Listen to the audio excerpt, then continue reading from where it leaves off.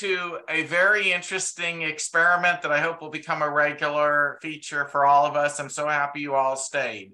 You know, I've listened to, I don't know, 1,000 elevator pitches. I'm not even sure how many since starting this and even before sitting on other investment panels. There's really some great ideas that you should be embracing if you want to have maximum impact and get investor attention. So I'm so pleased that within our Venture Starters community, we have Dave Henson, who is a true professor at the university level on entrepreneurship, and he is going to be presenting now his ideas on elevator pitches, and I would encourage question and answers after that presentation. Take it away, Professor Dave. Okay, Mark, thanks for having me.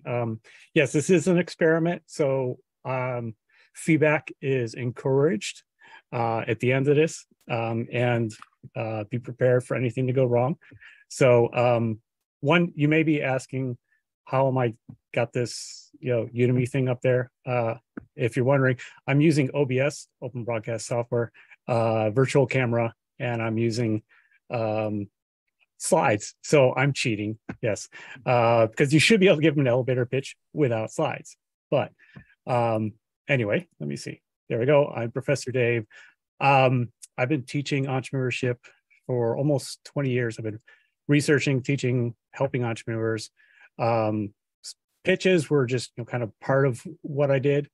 My focus has really been on all of the early stuff, the early stage, lean startup. I was early on in that. Anyway, so one thing I want to say first is that the advice I'll give is my generic advice. Everyone's going to give you something different. So take everything with a grain of salt. Some things will be kind of universal. And I'd love to hear from investors in particular on their thoughts afterwards, just how right or wrong I am here. But I'm going to give you kind of like what I think and what I've taught students, what they should be doing in a pitch. So first thing to know is that your goal with a pitch is not to explain your business. It's just to get interest. That's it. You want interest. You want people to meet you in the chat, as Mark always says, right? You don't need to explain all your technical details or anything about how it works, just enough to get interest, right? If this works, you'll have much more conversations where you can get into all the details you want. But if you don't get that interest, you'll never get all those other conversations. So that's your goal, get your interest. Another thing to keep in mind, and I'm hearing this as I'm listening to all the pitches, there are two different types of pitches, and I see a lot of people mixing them up. There's the investor pitch, and then there's the customer pitch. Okay. What I hear a lot is people talking about how your product or service is going to help you, right? You're speaking to the audience as if they're the users. If you're pitching to investors, they're not your user, they're your investor. So your pitch for customers and your pitch for investors are different, and they should be different. Okay, so I'm going to focus in on what investors are likely want to hear. Okay, customers want to know, well, they both want to know what's in it for them, right? Customers want to know how it's going to help them in some way. Investors want to know how it's going to help them make money. Okay, two different things. So one thing I love to say, I take the KISS idea and I change it to keep it super simple. Simplicity, I say, always wins. With any pitch, remember you're speaking to people that don't know what you do and assume they have absolutely no idea what you're talking about. I don't know how many pitches I've heard where the stuff got into so much technical detail, I was lost. Not that I'm an investor. I wish I had the money for it, but I don't. But if I was, I would have been out early because I have no idea what you're talking about, right? So you want to make the pitch so simple that anyone can understand it. So what people will say is like, can your kids understand you? Can your grandmother understand you? Take the most technologically illiterate person that you know. Can they understand it? If you got that, then you've kept it simple. So that means no jargon, super simple language, speak, I mean, fifth grade level kind of speaking here, right? You don't need to impress anybody with your vocabulary, right?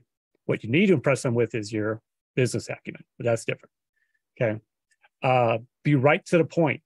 The more you talk, the more someone's going to find something they don't like, or they're going to pick on something, or disagree with you in some way. So just get right to the point and be clear about what you're talking about. Again, so this is all just tying in, keep it simple. Okay. So getting into the content first, and this doesn't have to be in this order. Some people will start with problems. Some people will start with what you do, but these are key things. One, what do you do? Just simply, and this should be just simply one sentence. We make batteries. Okay. We have a heart monitor. Whatever it is, super, super simple, right? What is the problem that you're solving? Okay. This is something that I think a lot of people I see missing out on, is that they get so involved in their technology and what they're developing that they forget what it's for. What is the problem that you're solving? Okay. So, just, you can give us just another, sentence or two. If you're making a battery, what problem is it solving? Is it like longevity? Forget the word. Is it cheaper? Is it more sustainable? What is it? What's the problem you're solving? And very importantly, what is unique? What is different about what you're doing compared to everybody else?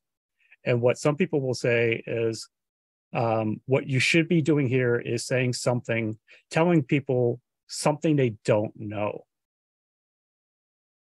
You should be surprising people with something. You have some unique knowledge, something that you do that's different. Because if you're not different, if you're just saying what somebody already knows, they're gonna lose interest. Okay. So what you do, what problem you solve, and what's unique about you. You can do each of those with a single sentence. Next things you want to talk about are your market size and your revenue. These kind of go hand in hand, because anyone paying attention can do the math really simply, right? So how big is your market?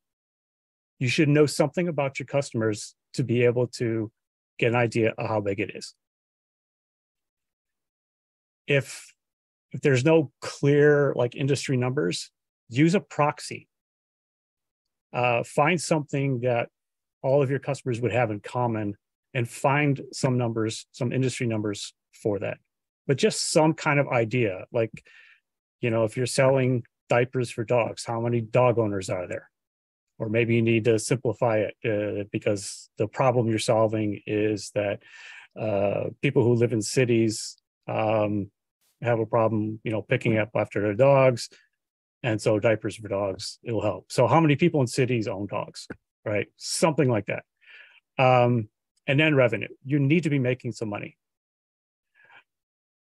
Sure, there are companies that get invested that just simply focus on growth. But as research shows, those companies are not as likely to succeed. They'll get all the attention. They'll get the headlines, the great valuations and all that kind of stuff.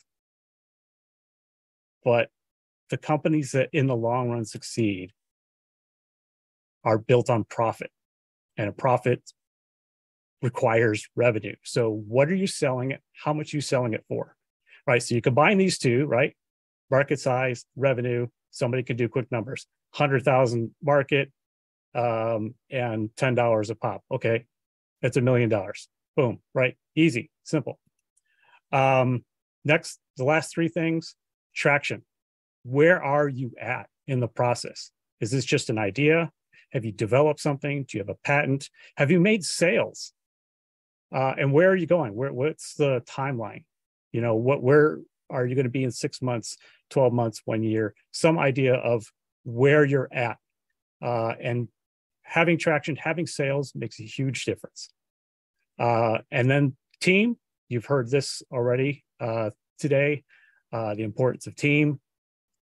If you have prior experience, talk about that. What is it about your team that makes you the best ones to do this, right? Because there are going to be other people doing the same thing, right?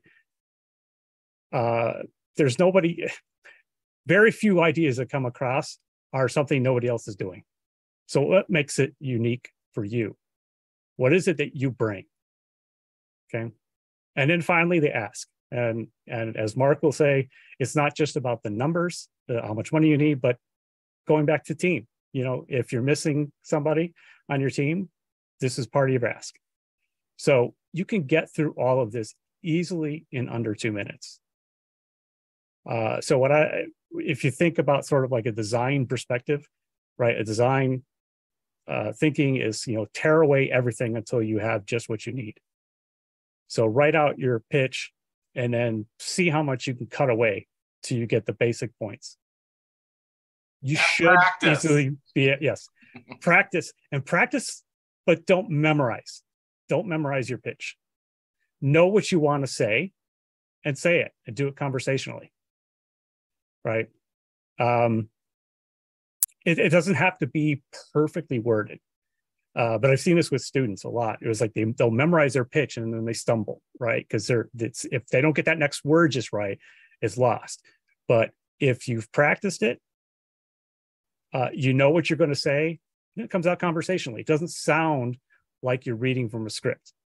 And there's been some that are worded well that I've seen people like read from a script, clearly reading from a script, but it's clear they're reading from a script, right? You want it to be conversational. You want it to be where you don't need a script, right? And you don't need to cheat with, with slides like this, right? By the way, these slides, you notice there's almost no content. There's just a few words. If you're doing a presentation, that's what it should look like too.